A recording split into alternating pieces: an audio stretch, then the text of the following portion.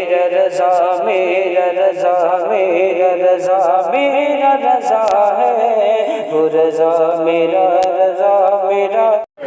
سربرے کونوں مکان شمس الدحا کو دیکھ کر چاند بھی شرما گیا نور الہدا کو دیکھ کر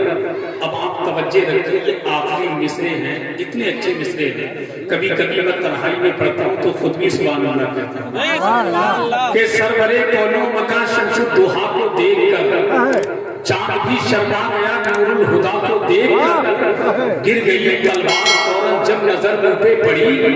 پڑھ دیا کلمہ عمر میں مصطفیٰ کو دیکھ کر گر گئی تلوار فوراً جب نظر منہ پہ پڑی پڑھ دیا کلمہ عمر میں مصطفیٰ کو دیکھ کر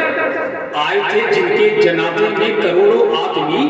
ہمیں ساری دنیا دنگ ہے اختر رضا کو دیکھ کر آئے تھے جن کے جنازے میں کروڑوں آدمی ساری دنیا دنگ ہے اختر رضا کو دیکھ کر تو شاعر کہتا سیرت آقا سے یوں جیون سجانا چاہیے زندگی بھر دوسروں کے کام آنا چاہیے اور زندگی بھر دوسروں کے کام آنا چاہیے ہاں دعائیں آج بھی ہوتی نہیں ہیں گر قبول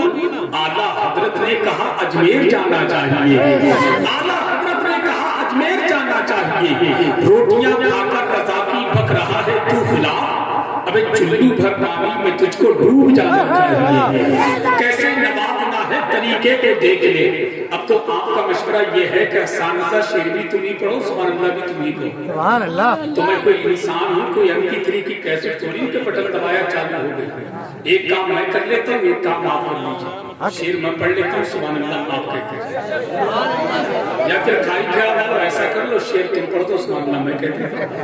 لیکن دونوں کاموں سے کوئی ایک تو کام کرنا ہوگا جب میں اپنا دل نکال کے آپ کے سامنے رکھ سکتا ہوں تو کھائی کھڑا والو آپ کا بھی حق بنتا ہے کہ آپ اپنا پھیپڑا نکال کر میرے سامنے دونوں سائڈ سے کام چلے گا ورنہ وہی بات ہوگی کہ ایک صاحب کبھی جلسے میں نہیں جاتے تھے کبھی جلسے میں نہیں جاتے تھے پڑوس میں جلسہ ہو رہا تھا دوست نے کہا چلو جلسہ چلتے ہیں بولے آپ گئے کہ نہیں بولے کیا ہوتا ہے بولے تقریر ہوتی چلے گئے 20 جلسے میں بیٹھ گئے تو حضرت کی تقریر روزے کے اوپر ہو رہی تھی کہ روزہ رکھنے سے یہ فائدے ہیں روزہ رکھنے سے یہ فائدے ہیں تو وہ جناب بیٹھے تھے 20 تقریر سن کے گھر چلے گئے اور گھر جانے کے بعد رات میں بیوی کو جگایا اور کہنے لگے ایسا کرو سحری تیار کرو تو بیوی بولی زندگی میں کبھی روزہ نہ رکھا آج جلسے میں کیا چلے گئے آتے ہی آتے مجھے پریشان کر دیا تو انہوں نے سحری بنا کے تیار کی تیار کرنے کے بعد جناب نے کھایا جب کھالی نا تو گھڑی میں دیکھا تو کیا دیکھا کہ سحری ختم ہونے سے 3 گھنٹے پہلے سحری کھائی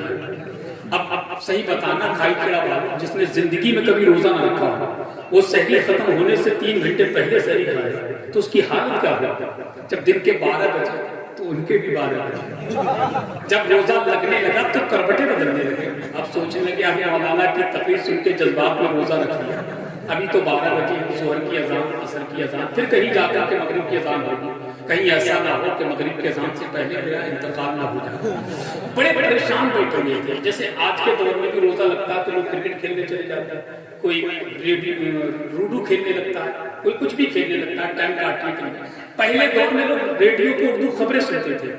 تو انہوں نے سوچا کہ ریڈیو منگوایا جائے اس میں اردو کی خبریں سنی جائیں اور ٹائم کٹ جائے تو جناب صوفے پہ بیٹھے پیٹھ کے نیچے تکیہ لگائے ریڈیو بلند جگہ پہ رکھا اور اچھل کر کے ریڈیو کا بٹن جیسے ہی آن کیا تو کھائی کھڑا والوں ریڈیو میں سے بڑی پیاری سی آواز ہے جلے بھولے تو پہلے سے بیٹھے ہی ریڈیو میں سے آواز آئی سر آپ کیا سننا چاہتے ہیں